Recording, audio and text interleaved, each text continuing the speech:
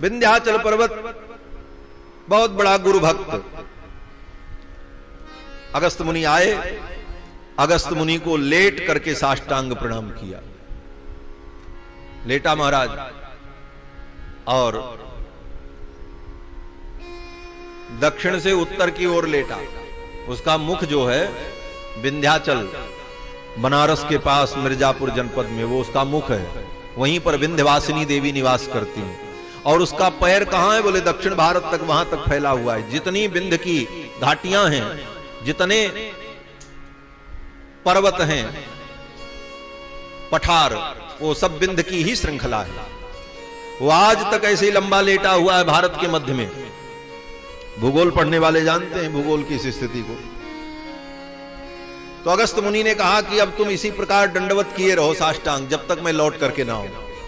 और अगस्त मुनि उधर से घूम करके चले आए दक्षिण भारत, उसके पैर की ओर। आज तक उत्तर गए ही नहीं। अगर वो उत्तर भारत चले जाते तो विंध्याचल पर्वत फिर उठ करके खड़ा हो जाता। तो इतना बड़ा गुरु भक्त है कि वो आज भी लेटा हुआ है। उसकी गुरु भक्ति पर प्रसन्न होकर के ही भगवान ने विंध्याचल के ऊपर कृपा की। विंध्याचल पर्वत का ही शिखर चित्रकूट है, जिस चित्रकूट में भगवान ने निवास किया। विंध्याचल का ही एक अंग गोवर्धन भी है। ये सब पर्वतमालाएं विंध्याचल का ही अंग हैं। और भगवान ने विंध्याचल को अपनी लीला स्थली बनाया, इसलिए कि विंध्याचल के अंदर गुरु भक्ति थी, गुरु के प्रति समर्पण था। तो अगस्त मुनि चले गए दक्षिण दिशा में। तो अगस्त मुनि जब दक्षिण में चले गए तो राक्षस इनसे बहुत डरते थे महाराज। राक्षस ऋषियों को खा जाते थे। और अगस्त मुनि बोले, अगस्त मुनि उन राक्षसों को खा करके पचा देते थे। बोले जैसे को तैसा मिले हैं, जो जैसा उसको वैसा मिले तब उसको समझ में आता है। तो अभी तक राक्षस सोचते थे कि हम ही किसी को खा जाते हैं, अब तो हमको भी खाने वाला आ गया, इसलिए सब डर गए। दो बड़े बड़े राक्षस थे, आतापी बातापी, दोनों भाई बड़े बदमाश। ऋषि मुनियों को निमंत्रण देते, आओ हमारे यहां भोजन करने। ब्राह्मण का वेश बना करके श्राद्ध का निमंत्रण दे करके ऋषियों को बुला लेते। और एक भाई भोजन बनावे और एक भाई श्राद्ध करने बैठ जाए। जब श्राद्ध संपन्न हो जाए तो एक भाई उन ब्राह्मणों को भोजन करावे ऋषियों को, और दूसरा जो बदमाश वो क्या करे बोले उसी भोजन में घुस जाए माया के द्वारा। और महात्मा लोग जब भोजन करें तो उनके पेट में चला जाए। और जब पेट में चला जाए तो दूसरा भाई जो उसका, वो कहता आतापे निष्क्रमस्वेति, अरे आतापी बाहर आओ। और जो ही वो बुलावे आतापी बाहर आओ तो भैया मैं आ रहा हूं ऐसा कह करके ऋषि का पेट फाड़ करके बाहर निकल आओ। ऋषि महात्मा मर जाएं, फिर दोनों भाई खा लें। इस प्रकार अनेक ऋषियों को मार डाला। एक दिन धोखे से निमंत्रण दे दिया अगस्त मुनि को। अगस्त मुनि गए निमंत्रण खाने के लिए और निमंत्रण खाया। वो बदमाश बातापी उसके पेट में चला गया। बातापी जब पेट में चला गया तो उसके भाई आतापी ने कहा कि बातापी निष्क्रमस्वेति, अरे बातापी बाहर निकलो। लेकिन वो नहीं निकला। फिर बोला बातापे निष्क्रमस्वेति, नहीं निकला। तो अगस्त मुनि ने अपने पेट पर हाथ फेरा और कहा कि अब बातापी निकलने वाला नहीं है, उसको तो हमने पचा दिया। अब तुम भी चले जाओ अपने भाई के पास, इतना ही प्रेम है। अब तो भगा वहां से उसका भाई आतापी। ज्यों ही भगा तो अगस्त मुनि ने अपने दिव्य तेज के द्वारा उसका भी वध कर दिया, उसे भस्म कर दिया। इस प्रकार जब आतापी बातापी को महर्षि अगस्त ने समाप्त कर दिया तो बाकी जितने राक्षस थे वो सब दक्षिण दिशा की भूमि को छोड़ करके और दक्षिण भागने लगे। कुछ तो समुद्र में चले गए। जब समुद्र में गए तो अगस्त मुनि ने कहा आप कहां जाओगे? जाके समुद्र में छिप गए सब पानी में। तो अगस्त मुनि ने कहा यहां भी तुम नहीं बच पाओगे। अगस्त मुनि ने समुद्र में हाथ लगाया और पूरा समुद्र ही आचमन कर गए, पी गए, पानी ही सुखा दिया। समुद्र का सारा पानी खत्म। अब बेचारे कहां जाएं? फिर भागे। अंत में उनने शरणागति कर ली। बोले महाराज अब मैं कोई अपराध नहीं करूंगा, हमें क्षमा करो। तो अगस्त मुनि ने कहा ठीक है, जाओ जाकर के लंका में जहां तहां निवास करो। इस प्रकार अगस्त मुनि के भय से वे असुर भाग गए। ऐसे महान महर्षि अगस्त्य, और दक्षिण दिशा में रह करके उन्होंने द्रविड़ संस्कृति का विस्तार किया। जो आज इतिहास में हम लोग पढ़ते हैं आर्य और द्रविड़, लोग कहते हैं आर्य बाहर से आए, द्रविड़ यहां के मूल निवासी थे। ऐसा कुछ नहीं है, ये सब इतिहासकारों की कोरी कल्पना है और गपाष्टक का पुलिंदा है। ये भारत में आर्य ही सब हैं, जो द्रविड़ हैं वो भी आर्य ही हैं, उनको भी आर्य कहा जाता है, अनार्य नहीं कहा जाता। हां, द्रविड़ इसलिए कहा जाता है कि उस देश का नाम द्रविड़ है और उस देश की संस्कृति का नाम द्रविड़ है, लेकिन वहां के रहने वाले ब्राह्मण क्षत्रिय वे सब आर्य ही कहलाते हैं। और वहां की संस्कृति जो है, उस संस्कृति का विस्तार भी अगस्त मुनि के द्वारा हुआ है। द्राविणी भाषा, द्राविड़ स्थापत्य कला और द्राविड़ की परिपाटी, वो सब अगस्त मुनि की देन है। इसीलिए दक्षिण दिशा को अगस्त दिशा भी कहते हैं। जैसे दक्षिण दिशा का एक नाम है यम दिशा, दूसरा नाम दक्षिण दिशा, तीसरा नाम अगस्त दिशा। अगस्त मुनि वहां रहते हैं, इसलिए उस दिशा का नाम अगस्त दिशा भी। अगस्त मुनि की महिमा का वर्णन भगवान श्री राम ने लक्ष्मण को सुनाया और फिर अगस्त मुनि के आश्रम में पहुंचे। अगस्त मुनि से भेंट हुई, चरणों में प्रणाम किया, मुनिवर ने आशीर्वाद दिया और बहुत लंबी वार्ता हुई। अगस्त मुनि ने कहा, रघुनंदन अब आप यहीं निवास करो, यहां से थोड़ी दूर पर पंचवटी है गोदावरी के तट पर, और वहीं आप आश्रम बना करके रहो, यहां सब प्रकार की सुविधा होगी। और अगस्त मुनि के कहने पर भगवान श्री राम ने पंचवटी में आश्रम बनाया। पंचवटी में गृद्धराज जटायु से भगवान की भेंट हुई। गृद्धराज जटायु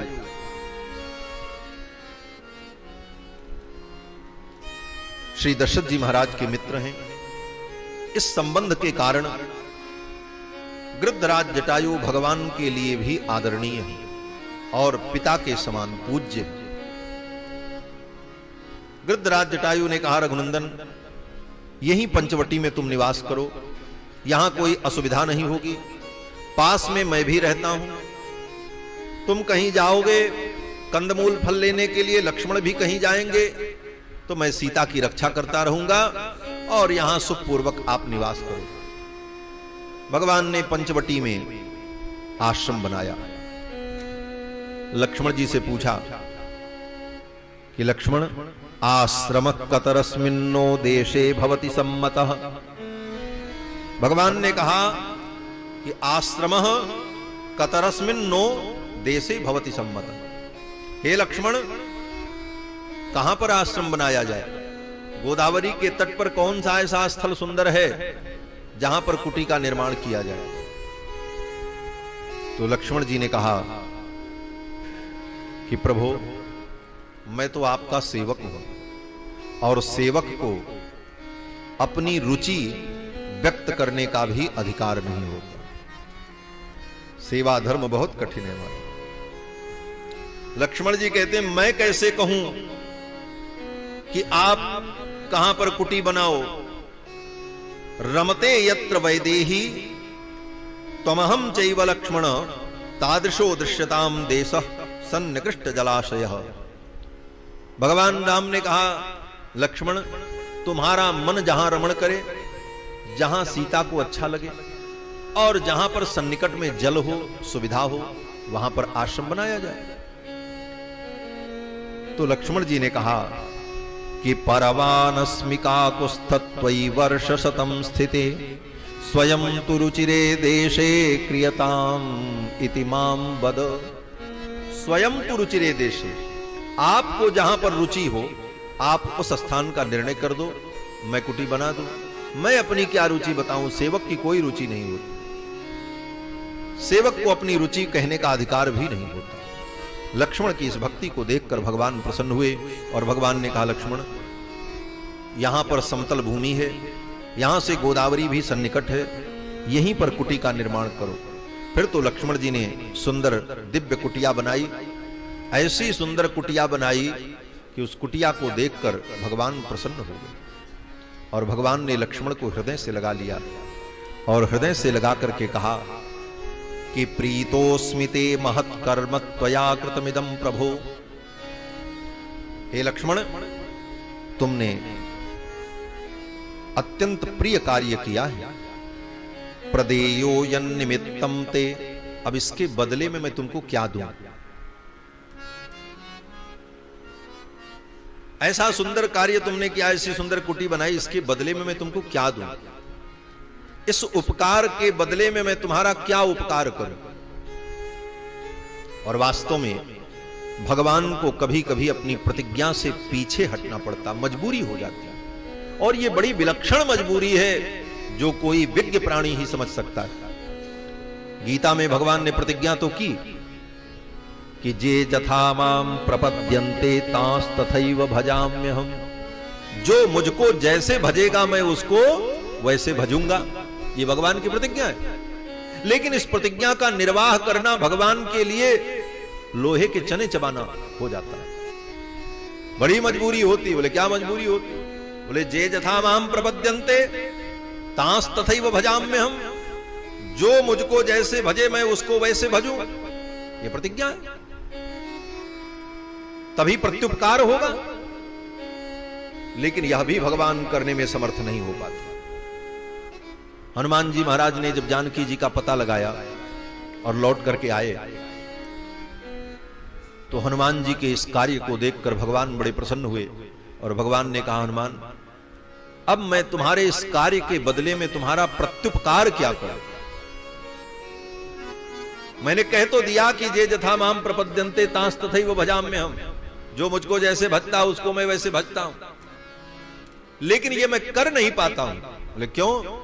बोले करेंगे तो प्रत्युपकार होगा। और प्रत्युपकार का स्वरूप क्या है? बोले सामने वाले व्यक्ति ने जैसा उपकार तुम्हारे ऊपर किया वैसा ही उपकार तुम उसके ऊपर करो, तब न जे जथा माम प्रपद्यन्ते तांस तथैव भजाम्यहम् ये सिद्ध होगा, तभी प्रत्युपकार होगा। तो हनुमान जी ने सीता जी का पता लगाया, भगवान का ये कार्य किया, इसका प्रत्युपकार भगवान हनुमान जी का कैसे कर सकते हैं? बोले अब कर ऐसे सकते हैं कि अब हनुमान जी की पत्नी हो और उनकी पत्नी का कोई रावण हरण करे और तब राम जी दूत बन करके जाए, वो काम करके लौट के आके बतावें, तब हनुमान जी को प्रसन्नता हो, तब प्रत्युपकार हो, तब न होगा प्रत्युपकार। प्रत्युपकार माने जैसा उपकार उसने किया वैसा ही आप उसकी प्रति, इसीलिए कहते हैं प्रतिलिपि कहा जाता है। तो प्रतिलिपि माने ठीक वैसा। तो वो प्रत्युपकार तभी संभव है कि जब हनुमान जी के ऊपर ऐसी विपत्ति आवे, हनुमान जी भी दीनहीन बन करके रोएं और वो शरण में जाएं, और तब भगवान उनकी पत्नी का पता लगा करके उनको बतावें, तब वो किया गया उपकार का प्रत्युपकार होगा। बोले भगवान के लिए संभव है, कर सकते हैं। क्यों? बोले भगवान सर्वसमर्थ है। वो ऐसी माया रच दे कि हनुमान जी का भी विवाह हो जाए और फिर ऐसा कोई रावण पैदा हो जो हनुमान जी की पत्नी का हरण करे और फिर भगवान दूत बन करके जाए। ये तो संभव है, हो सकता है, लेकिन भगवान करते नहीं। क्यों? बोले भगवान कहते हैं कि इस प्रत्युपकार को करने के लिए, उपकार के बदले में मैं उपकार करके उसके उपकार के ऋण से मैं उऋण हो जाऊं, इतने मात्र के लिए मैं अपने भक्त के ऊपर विपत्ति डाल दूं। क्यों? बोले जब विपत्ति आएगी तभी ना उपकार किया जाएगा। भाई विपत्ति में ही तो उपकार का महत्व होता है। तो मेरे भक्त के ऊपर विपत्ति आवे और वो विपत्ति में रोए और तब हम उसका उपकार करें, और तब उपकार करने के बाद कहें भाई तुमने मेरे साथ जैसा किया था हमने भी वैसा कर दिया, अब कोई कर्जा नहीं रहा। तो भगवान कहते हैं ये मैं नहीं चाहता। मैं अपने भक्त को कष्ट दूं अपने को उऋण करने के लिए? भक्त वत्सल ठाकुर कहते हैं मैं उऋण ही नहीं होऊंगा, मैं सदा सदा के लिए अपने भक्त का ऋणी ही रहूंगा, इसी में हमारी भलाई। भगवान कहते मैं ऋणी ही बन करके रहूंगा, प्रत्युपकार करहूं का तोरा, सन्मुख होए न सकत मन मोरा। इसीलिए भगवान प्रत्युपकार नहीं करते। लक्ष्मण जी ने सेवा की तो भगवान ने भी यही कहा कि प्रदेयो यन निमित्तम ते, तुमने जो किया है, प्रीतोस्मिते महत्कर्म त्वया कृतमिदं प्रभो, प्रदेयो यन निमित्तम ते, इसके बदले में मैं तुमको क्या दूं? इसका प्रत्युपकार मैं नहीं कर सकता लक्ष्मण। इसका प्रत्युपकार तब होगा कि तुम बड़े भाई बनो, मैं छोटा भाई बनूं, और तुम्हारे साथ ये परिस्थिति आवे और मैं सेवक बन करके तुम्हारे लिए कुटिया बनाऊं, तब ना ये प्रत्युपकार होगा। इसलिए भगवान कहते हैं कि मैं इस ऋण से उऋण नहीं होना चाहता और मैं प्रत्युपकार भी नहीं कर पाऊंगा। हां, ये जरूर है कि मैं अपने आप को ही तुम्हें दे देता हूं, मैं तुम्हारा हूं और मैं अपने आप को ही तुम्हें दे रहा हूं। ऐसा कह करके भगवान श्री राम ने लक्ष्मण को हृदय से लगा लिया। एस सर्वस्व भूतों में परिस्वंगो, ये परिस्वंग है, परिस्वंग माने हृदय से लगाना। लक्ष्मण जी महाराज को भगवान हृदय से लगा करके कहते हैं, प्रदेयो यन्निमित्तम ते परिस्वंगो मया कृतः, ये मैं तुमको अपना परिस्वंग, परिस्वंग माने आलिंगन, खड़े होकर उठकर लक्ष्मण को हृदय से भगवान लगाते। हृदय से लगाने का मतलब क्या होता है? इसका मतलब समझो, बिना राम कथा सुने इसका मतलब आदमी नहीं समझ सकता। कुछ लोग बिना मतलब के ही कुछ काम कर डालते हैं। होली के दिन में जिससे हो उसी से गले लग रहे हैं, क्या बोले होली मिल रहे हैं, ईद के दिन ईद मिल रहे हैं, हमारे गले में लगे हुए। लेकिन ये गले लगने का मतलब क्या है? बिना मतलब ही के कर डालते हैं, मतलब समझते ही नहीं। इसका मतलब होता है हम जिसके गले लग रहे हैं, हम अपने आप को उसको दे रहे हैं। अब हमने अपने आप को उसे दे डाला, ये इसका तात्पर्य है। इसीलिए भगवान वाल्मीकि रामायण में कहते हैं, एस सर्वस्व भूतों में परिस्वंगो हनुमतः। हनुमान जी ने जब जानकी जी का पता लगा करके समाचार सुनाया तो भगवान ने कहा, हनुमान अब मैं इसके बदले में तुमको क्या दूं? धन संपत्ति वैभव स्वर्ग आदि दूंगा, वो सब वस्तुएं कम होंगी, लेकिन सकल ब्रह्मांड अनंत अनंत सृष्टि सब मेरे अंदर है और मैं अपने आप को ही तुमको दे रहा हूं। हनुमान अब मैं तुम्हारा हूं। हनुमान जी के भगवान हो गए। कहते हैं ना, सुमिर पवन सुत पावन नामू अपने बस करी राखे रामू। जो हमारा हो जाता है वो हमारे बस में रहता है। जो हमारे बस में है वही ना हमारा है, और जो हमारे बस में नहीं वो हमारा कहां से हो सकता है? भाई कोई वस्तु हमारे बस में है, बस में मतलब हमारे हाथ में, हम जो चाहें इसका उपयोग करें तब वो वस्तु हमारी है। तो भगवान को भी हनुमान जी ने अपने वश में कर लिया। सुमिर पवन सुध पावन नामू अपने बस करी राखे रामू। तो हनुमान जी को भगवान ने अपने आप को दे डाला। उसी प्रकार यहां पर लक्ष्मण जी को भी भगवान ने अपने आप को दे डाला। प्रदेयो यन्निमित्तम ते परिस्वंगो मया कृतः। अब भगवान पंचवटी में निवास करते हैं। कथा तो बहुत है, अभी तो अरण्य कांड में ही है, लेकिन आगे की कथा का केवल हम अब संकेत ही कर पाएंगे। सारी कथाओं का व्याख्यान तो संभव नहीं है। इसके बाद वर्णन आता है कि भगवान लक्ष्मण के सहित, सीता जी के सहित गोदावरी में स्नान करने गए। शरद ऋतु थी। गोदावरी में स्नान करते समय ठंडी लगने लगी। जब ठंडी लगने लगी तो लक्ष्मण जी ने भगवान श्री राम से कहा, प्रभु यहां दक्षिण देश में गोदावरी नदी में स्नान करते समय हम लोगों को इतनी ठंडी लग रही है, तो उत्तर भारत में तो बड़ी कड़ाके की ठंडी पड़ती। उत्तर की ठंडी तो हड्डी हिला देने वाली होती है, दक्षिण में तो ठंडी पड़ती ही नहीं। दक्षिण के लोग कमर में कपड़ा बांध करके द्वादश तिलक लगा करके दिन भर घूमते हैं, सोचते ऐसे सब जगह होता, उत्तर भारत में रहना पड़े तब पता चले कि एक जब ठंडी पड़ती है महाराज सब द्वादश तिलक बिगड़ जाता है। और वो भी प्रयाग जैसे क्षेत्र में गंगा के तट पर माघ के महीने में हम लोग 1 महीने रहते हैं, स्वामी जी इत्यादि सब खूब आनंद होता है, लेकिन वो भी एक अलग आनंद है। और इस बार तो प्रयाग में अर्ध कुंभ है और उत्तर प्रदेश सरकार ने उसको महाकुंभ के रूप में आयोजित करने का विधान रचा है। 10 जनवरी 2019 से 20 फरवरी 2019 तक 40 दिन तीर्थराज प्रयाग में कुंभ का पर्व होगा, अर्धकुंभ, और बड़े बड़े धार्मिक आयोजन होंगे। अपना भी शिविर वहां पर लगेगा और 10 जनवरी से 20 फरवरी तक 40 दिन प्रयाग में ही हम लोग रहेंगे। और विविध धार्मिक आयोजन होंगे। जो लोग उस धार्मिक आयोजन में सम्मिलित होना चाहें, कथाएं भी होंगी, अष्टोत्तर शतकथा भी है और यज्ञ का कार्यक्रम भी होगा, क्योंकि प्रयाग की भूमि है। प्रयाग का मतलब ही है प्रकृष्ट यागो भवति यत्र, जहां पर अनेक यज्ञ हुए हैं, इसीलिए उसका नाम प्रयाग है। इलाहाबाद तो बाद में नाम पड़ा। तो प्रयाग का मतलब जहां पर यज्ञ की प्रधानता रही। तो कुंभ के अवसर पर अपने शिविर में यज्ञ का भी आयोजन होगा, क्योंकि कुंभ है, प्रतिवर्ष तो नहीं हो पाता, लेकिन कुंभ में तो अर्ध कुंभ और कुंभ में यज्ञ का आयोजन हो। तो जो कोई व्यक्ति यज्ञ का यजमान भी बनना चाहे, प्रयाग में यज्ञ में यजमान बनकर वहां उस पवित्र कार्य में सम्मिलित होना चाहे, वह भी संपर्क कर सकता है।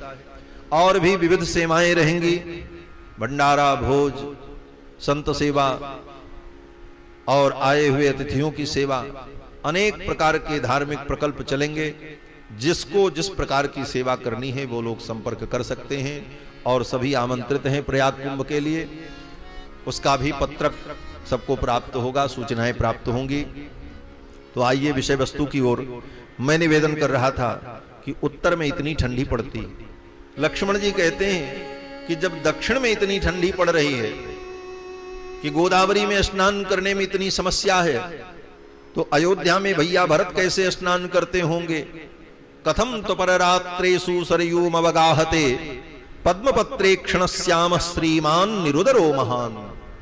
लक्ष्मण जी कहते हैं कि भैया भरत ऐसी ठंडी में कैसे सरयू में स्नान करते होंगे। और इतना कहते कहते लक्ष्मण जी ने भरत जी की प्रशंसा करते करते मां कैकेयी की थोड़ी आलोचना कर। और आलोचना क्या थी?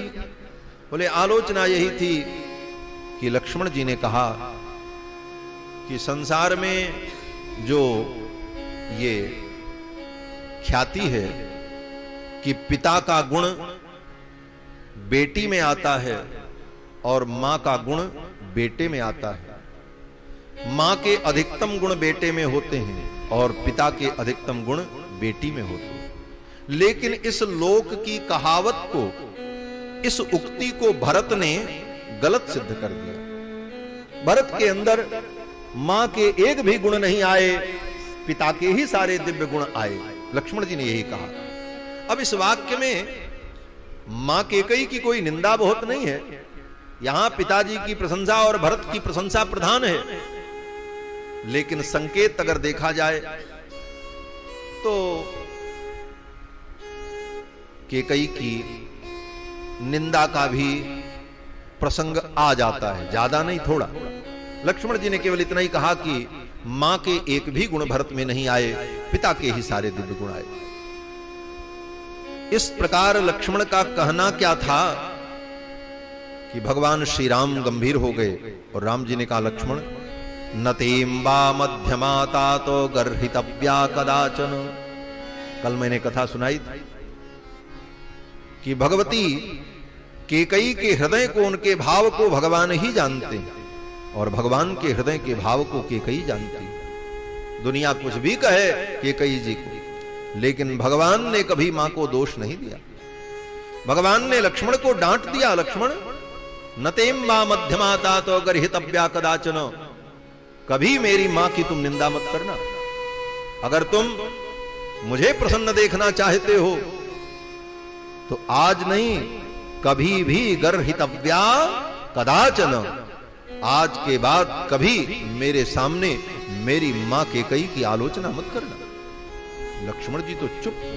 लक्ष्मण जैसे अनन्य सेवक को भगवान ने डांट दिया, तुम मेरी मां के विषय में ऐसा कहते।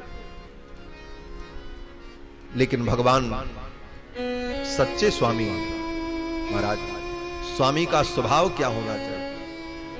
सांसत करि पुनि करहि पसाऊ तात स्वामी कर सहज स्वभाव। स्वामी का स्वभाव क्या होता है? स्वामी तो हर व्यक्ति बनना चाहता है, कि हमारे अंदर प्रशासनिक क्षमता हो, सब मेरी आज्ञा माने, हम स्वामी बने, हम मालिक बने, सब मेरे सेवक हों, लेकिन स्वामी का गुण भी अपने अंदर विकसित करना चाहिए। स्वामी का गुण क्या है? बोले सांसत कर पुनि करहि पसाऊ। अगर तुम डांटने का अधिकार रखते हो तो समय आने पर उसका दुलार भी करो, उसे प्यार भी दो। डांट दिया तो डांट दिया, फिर स्वयं बुला करके उसको हृदय से लगाओ, उसे प्यार दो। ये स्वामी का स्वभाव है। सांसत कर पुनि करहि पसाऊ, तात स्वामी कर सहज, तात प्रभुन कर सहज स्वभाव। स्वामी का यही स्वभाव होता है। तो भगवान तो सच्चे स्वामी हैं, इसलिए भगवान का स्वभाव लक्ष्मण को डांट दिया। और तुरंत डांटने के बाद भगवान कहते हैं, लक्ष्मण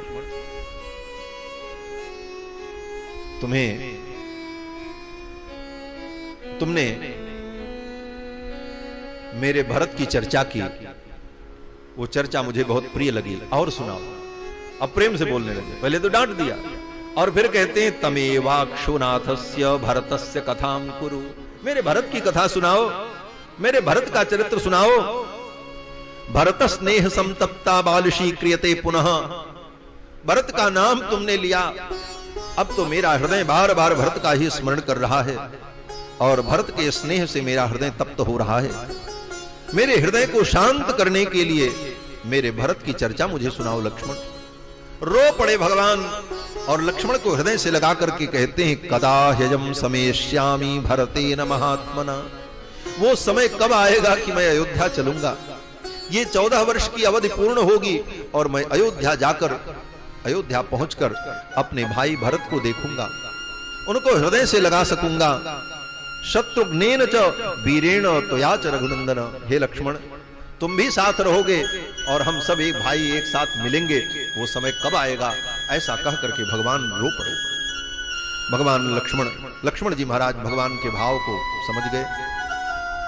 स्नान करके भगवान श्री राम कुमार लक्ष्मण और जानकी तीनों कुटिया में आए और कुटिया में विराजमान हुए। लक्ष्मण जी कुछ कुछ करने लगे। भगवान श्री राम अपनी कुटिया के द्वार पर बैठे थे, बगल में जानकी जी बैठी थी और कुछ धार्मिक चर्चा हो रही थी। पौराणिक कथा, पुराणों का वृत्तांत भगवान जानकी जी को सुना रहे थे।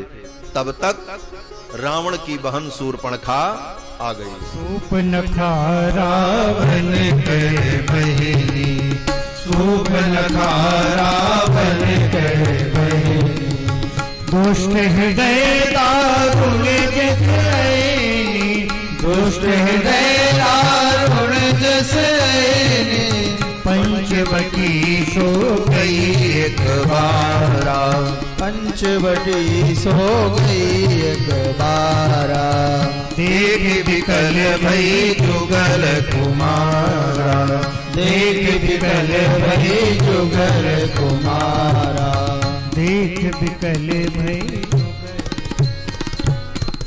रावण की बहन शूर्पणखा कहीं से घूमती हुई आ गई, भगवान को देखकर व्याकुल हो गई और शूर्पणखा ने आकर के भगवान से कहा कि आप मुझसे विवाह कर लो, आप बड़े सुंदर हो।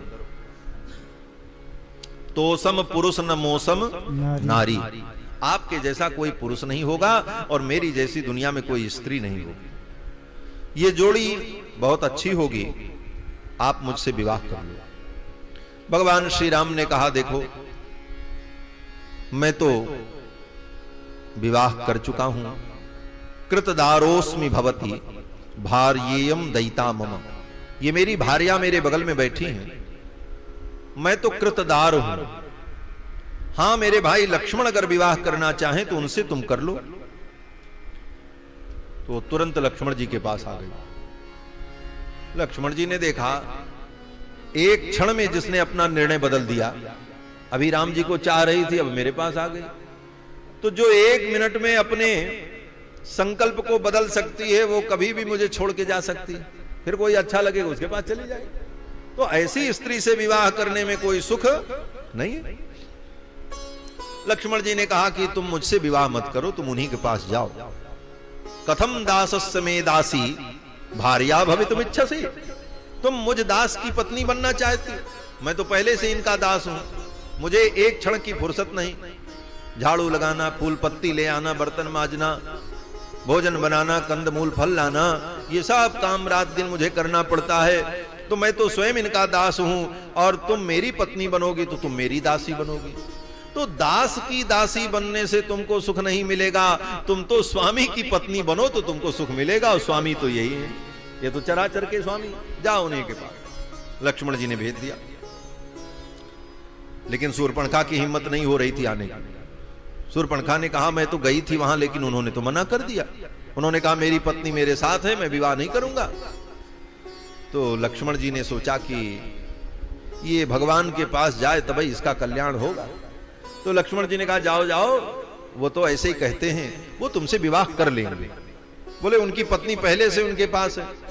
तो लक्ष्मण जी ने कहा एताम विरूपाम असतीम, तुम चिंता मत करो, वो जो पत्नी उनकी पहले से है ना, वो बड़ी विरूपा है, वो सुंदर नहीं है, तुम बहुत सुंदर हो, वो तुमको देखते ही उनको भूल जाएंगे। एताम विरूपाम असतीम और करालाम निर्णतो दरीम, और वो जो उनकी पत्नी पहले से है वो बड़ी भयानक है, कराला है। निर्णतो दरीम भार्याम वृद्धाम, और वो बहुत बूढ़ी हैं, तुम तो अभी जवान हो। भार्याम वृद्धाम परित्यज्य, अपनी उस बूढ़ी भार्या को छोड़ करके त्वाम एवैस भजिष्यति, वो तुम्हारा भजन करेंगे, तुमसे विवाह कर लेंगे, जाओ। अब इस पंक्ति का बड़ा गंभीर अर्थ है। कहते हैं कि लक्ष्मण जी ने ऐसा जानकी जी के विषय में क्यों कहा? बोले जानकी जी के विषय में तो लक्ष्मण जी ने ठीक कहा, लेकिन जो अर्थ मैंने कहा ये अर्थ शूर्पणखा को समझ में आया। राम जी, लक्ष्मण जी जो कह रहे हैं उनका अर्थ दूसरा है। उनका अर्थ क्या है? बोले लक्ष्मण जी कहते हैं एताम विरूपाम, माने सीता जी कैसी हैं? बोले विरूपाम, विरूपाम माने विशिष्ट रूप संपन्नाम, जिनसे सुंदर दुनिया में कोई हो नहीं सकती। असतीम, असतीम माने सीता जी जैसी कोई पतिव्रता दुनिया में हो नहीं सकती, जिनके समान दूसरी कोई सती नहीं हो सकती। असतीम। करालाम, करालाम माने जो देखने में तो बड़ी कोमल हैं, लेकिन वो समर्था हैं, वो जो चाहे वो कर सकती हैं। उद्भव स्थित संहार कारिणीम क्लेशहारिणीम करालाम। और भार्याम वृद्धाम, वो उनकी वृद्ध भार्या हैं। वृद्ध भार्या का मतलब शरीर से बूढ़ी नहीं, वृद्ध माने बहुत पुरानी, अनादिकाल से वही उनकी पत्नी है। श्री जी, जानकी जी, लक्ष्मी जी भगवान की कब से पत्नी है? बोले अनादिकाल से। तो लक्ष्मण जी कहते हैं वो अनादिकाल से उनकी पत्नी है। एताम परित्यज्य, ऐसी सुंदर स्त्री को, ऐसी पतिव्रता स्त्री को, और इतने दिनों से जो साथ में है, ऐसी स्त्री को परित्यज्य छोड़ करके त्वामेवैस भजिष्यसि, तुमसे विवाह करेंगे? कभी नहीं करेंगे। ये तात्पर्य है इसका। लक्ष्मण जी ये कहते हैं तुमसे तो कभी नहीं करेंगे, लेकिन उसको समझ में आया कि हमसे विवाह करेंगे। जैसे उच्चारण के भेद से वाक्यार्थ में भेद हो जाता है, केवल स्वर का भेद होता है बस, उसको काकू कहते हैं। जैसे एक ही वाक्य है, आए थे, तो यही वाक्य बोलने का लहजा बदल जाए तो प्रश्न बन जाता है, और बोलने का लहजा बदल जाए तो यही उत्तर बन जाता है। आए थे तो ये उत्तर है। किसी ने पूछा राम आए थे, उसने कहा आए थे। और अगर प्रश्न बनाना हो आए थे तो ये प्रश्न हो गया, मानो पूछ रहा आए थे अर्थात आए थे कि नहीं आए थे, वो प्रश्नवाचक बन गया। शब्द वही है, केवल उच्चारण के स्वर में अंतर होने से अर्थ बदल जाता है। तो लक्ष्मण जी के कहने का जो ढंग था वो बदल गया और उसका दो तात्पर्य हो गया। आई शूर्पणखा भगवान के पास, भगवान ने कहा मैं तो विवाह नहीं करूंगा, मैंने तो पहले ही वचन दे दिया। फिर लक्ष्मण जी के पास गई, लक्ष्मण जी ने फिर राम जी के पास भेजा। अंत में शूर्पणखा ने सोचा कि इनके साथ सीता है इसीलिए विवाह नहीं करना चाहिए। तो शूर्पणखा ने सोचा पहले इसको मैं खा करके खत्म कर दूं, तब तो हमसे विवाह करेंगे। शूर्पणखा ने कहा महाराज आप लगता है अपनी पत्नी सीता से डरते हैं, तो आप चिंता मत करो, मैं इसे खा करके समाप्त कर देती हूं, फिर आप मुझसे विवाह कर लेना। ऐसा कह करके सीता जी का भक्षण करने के लिए दौड़ी। तब तक राम जी ने लक्ष्मण जी को इशारा कर दिया। लक्ष्मण जी ने अपनी तलवार से शूर्पणखा का नाक कान काट लिया। लक्ष्मण अति लाघव सो नाक कान बिनु कीन, लक्ष्मण अति लाघव सो नाक कान बिनु कीन, ताके कर रावण कह मनो चुनौती दीन, ताके कर रावण कह मनो चुनौती दीन, हाँ मनो चुनौती दीन, हाँ मनो चुनौती दीन। शूर्पणखा के नाक कान को भगवान ने कटवा दिया। अब वो चिल्लाती उद्यम्य बाहुम गर्जंतीम ननाद विविधान नादान यथा प्राविशतो यदः, जैसे वर्षा ऋतु में बादल गरजते हैं उसी प्रकार चिल्लाती गर्जना करती हुई भाग गई। खरदूषण के पास गई। खरदूषण आए 14,000 राक्षसों को लेकर के, सबको राम जी ने मार डाला। कैसे? बोले ऐसी माया फेरी कि देख ही परस्पर राम करि संग्राम रिपुदल लरि मरे। देख ही परस्पर राम करि संग्राम रिपुदल लरि मरो, देख ही परस्पर राम करि संग्राम रिपुदल लरि मरो। सुर मुनि सभै प्रभु देखी माया, नाथ अति कौतुक करो। सुर मुनि सभै प्रभु देखी माया, नाथ अति कौतुक करो। देखहि परस्पर राम करि संग्राम रिपुदल लरि मरो, देखहि परस्पर राम करि संग्राम रिपुदल लरि मरो, हाँ लरि मरो, हाँ लरि मरो। 14,000 राक्षस आपस में लड़कर के मर गए। खरदूषण को भगवान ने मार दिया। इसके बाद शूर्पणखा रोती चिल्लाती लंका पहुंची। रावण के सामने अपना दुख सुनाया। रावण ने सोचा कि राम को कैसे मारा जा सकता है। शूर्पणखा ने कहा एक उपाय है। बोले क्या? बोले उनके साथ जो उनकी पत्नी सीता है उसका हरण कर लो, उसके वियोग में वो इतने दुखी हो जाएंगे कि रो रो करके स्वयं मर जाएंगे, उनको मारने नहीं पड़ेगा। यही सलाह दिया भगवान ने। लक्ष्मण को संकेत किया। लक्ष्मण जी ने बहुत बड़ा गड्ढा खोद करके तैयार किया और उसी गड्ढे में दोनों भाइयों ने मिल करके विराध को ढकेला और गड्ढे में पटक कर उसकी छाती के ऊपर भगवान श्री राम अपना पैर रख करके खड़े रहे और लक्ष्मण जी महाराज जल्दी जल्दी मिट्टी पाटते रहे। फिर दोनों भाइयों ने मिट्टी से उसको पाट करके बराबर करके पैरों से कुचल कुचल करके उस मिट्टी को कस दिया कि वो निकलने न पावे। समाधि दे दी महाराज उसको, जिंदा ही दफना दिया। और विराध ने कहा कि रक्षसाम गत सत्वानाम एस धर्म सनातन। हे रघुनंदन, अन्य प्राणियों का तो अंतिम संस्कार दाह से किया जाता है, उनको अग्नि संस्कार किया जाता है। राक्षसों का भी अग्नि संस्कार हो सकता है, कोई निषेध नहीं है, लेकिन राक्षसों के लिए एक विशेष नियम है कि उनको अगर दफन भी कर दिया जाए तो उनका कल्याण हो जाता है। स्वयं विराध ने कहा कि रक्षसाम गत सत्वानाम एस धर्म सनातन। मरे हुए राक्षसों के लिए यही धर्म है कि उनको दफन कर दिया जाए। इसीलिए आज भी जो राक्षस के वंशज के लोग हैं वो लोग दफन ही करते हैं, जलाने की परंपरा उनके यहां नहीं। वाल्मीकि में स्वयं विराध कह रहा। इस प्रकार विराध का उद्धार करके भगवान वहां से आगे बढ़े, सरभंग मुनि के आश्रम में पहुंचे। सरभंग मुनि के आश्रम में जब पहुंचे तो सरभंग मुनि को लेने के लिए स्वर्ग से देवता लोग आए थे। दिव्य विमान लेकर के इंद्र आए थे और सब उनके द्वार पर खड़े थे कि ये स्वर्ग चलें। इतने बड़े पुण्यात्मा हैं सरभंग मुनि। लेकिन सरभंग मुनि ने उन देवताओं से कहा, अभी आप लोग खड़े रहो, अभी हम स्वर्ग नहीं चलेंगे। बोले क्यों? बोले दशरथ नंदन श्री राम आ रहे हैं, मेरे आराध्य प्रभु आ रहे हैं, और वो मेरे आश्रम में आ जाएं, मैं उनका स्वागत कर लूं, उनका दर्शन कर लूं, तब मैं स्वर्ग चलूंगा। भगवान के दर्शन के लिए सरभंग मुनि रुके रहे। तस्य देव प्रभावस्य तपसा भावितात्मनः समीपे सरभंगस्य ददर्श महदद्भुतम्। सरभंग मुनि के सन्निकट राम जी ने देखा, इंद्र वरुण सब आकर के खड़े थे, और सबकी अवस्था कितनी थी।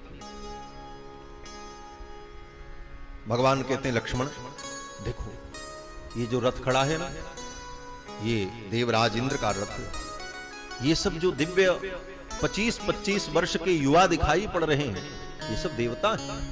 राम जी ने दूर से लक्ष्मण को दिखाया, रूपम बिभ्रति सौमित्रे 25 वार्षिकम एतद्धि किल देवानां वयो भवति नित्यदा।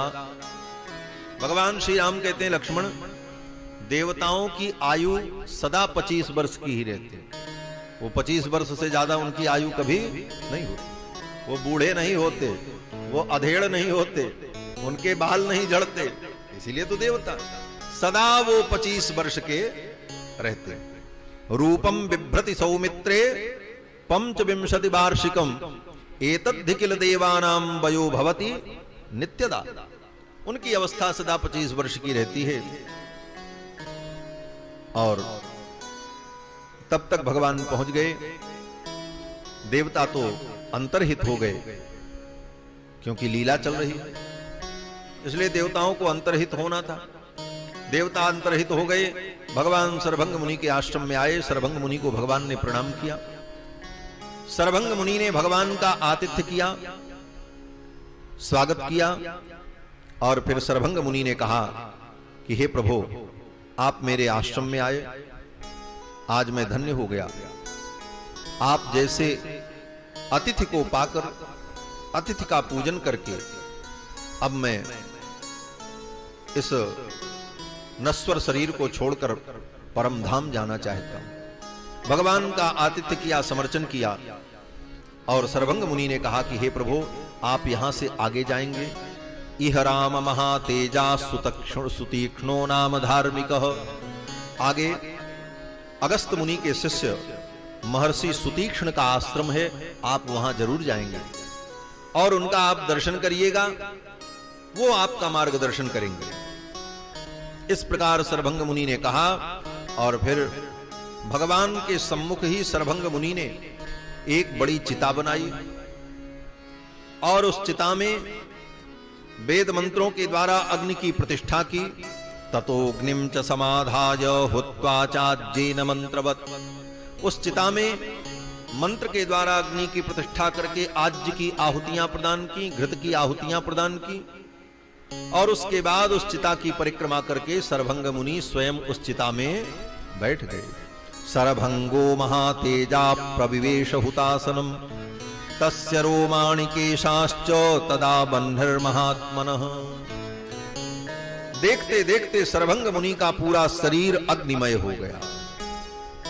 और फिर भगवान श्री राम कुमार लक्ष्मण और श्री जानकी जी ने देखा कि चिता के मध्य से, जलती हुई चिता के मध्य से सरभंग मुनि दिव्य रूप धारण करके, अलौकिक अद्भुत रूप धारण करके दिव्य धाम को जाने लगे आकाश मार्ग से।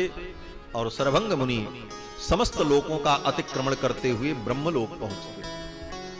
जब ब्रह्मलोक में पहुंचे, सपुण्य कर्मा भुवने द्विजर्षभः पितामहं सानुचरम ददर्शः।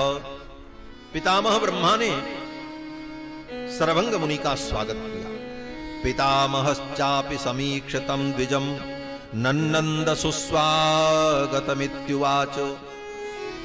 ब्रह्मलोक में ब्रह्मा जी ने सरभंग मुनि का स्वागत किया, कहा नन्नन्द सुस्वागतमित्युवाच।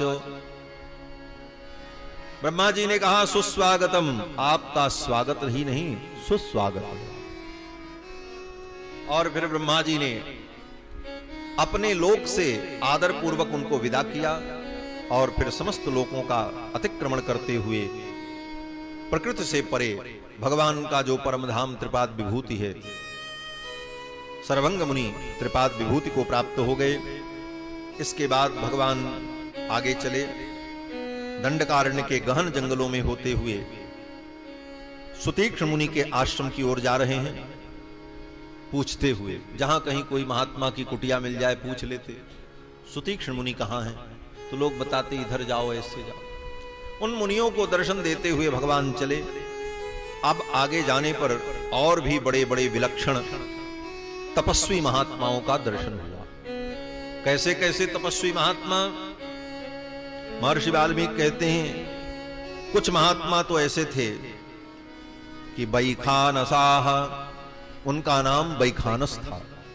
वो एक दो नहीं थे, सैकड़ों की संख्या में, और वे सब जन्मजात तपस्वी हैं, ऋषि। बोले ये कौन है? बोले ये ब्रह्मा के नख से उत्पन्न है, इसलिए इनका नाम बैखानस।